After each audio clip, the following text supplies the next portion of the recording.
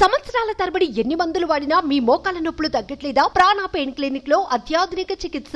ఆంధ్రప్రదేశ్ ఎన్నికల్లో hot seat అంటే టక్కున చెప్పే పేరు పిఠాపురం అసెంబ్లీ నియోజకవర్గం. ఎందుకంటే ఇక్కడి నుంచి పోటీ చేస్తోంది జనసేన అధినేత పవన్ కళ్యాణ్. ఈ ఎన్నికల్లో పవన్ గెలుపు ఏ రేంజ్ లో ఉంటుందో అని రాజకీయ విశ్లేషకులు, పవన్ ఫ్యాన్స్ ఆతృతగా ఎదురుచూస్తున్నారు.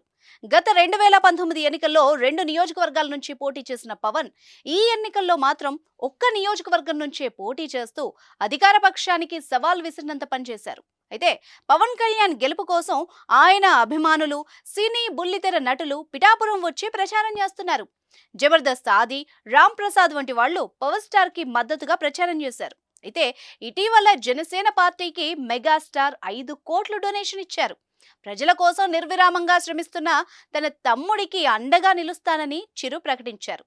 తాజాగా అనకాపల్లి లోక్సభ ఎంపీ కూటమి అభ్యర్థి సీఎం రమేష్, పెందుర్తి అసెంబ్లీ నియోజకవర్గ కూటమి అభ్యర్థి పంచకర్ల రమేష్ హైదరాబాద్లోని చిరంజీవి నివాసంలో ఆయన్ను కలిశారు. సీఎం రమేష్, పంచకర్ల రమేష్లను గెలిపించాలని ఓటర్లను చిరంజీవి కోరారు.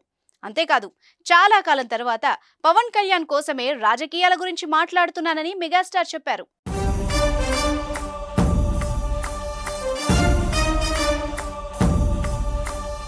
ఈ క్రమంలోనే పిఠాపురంలో పవన్ గెలుపు కోసం చిరంజీవి ఒక రోజు ప్రచారం కూడా చేయబోతున్నారట.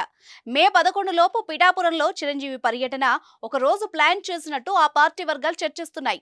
ఇదే గనక జరిగితే పవన్, చిరు ఫ్యాన్స్ కు నిజంగా పండగ లాంటిదే. అంతేకాదు, చిరంజీవి తర్వాత రామ్ చరణ్ కూడా పిఠాపురంలో పర్యటిస్తారని talk. Mega fans be ready for this treat.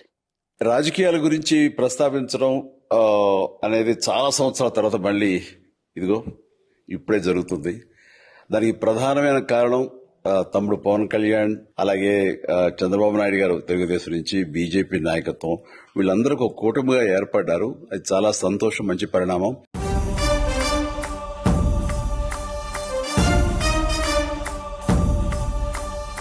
Suman టీవీలో మీ పర్సనల్ అండ్ బిజినెస్ ప్రమోషన్స్ కోసం కింది నెంబర్కి కాంటాక్ట్ చేయండి.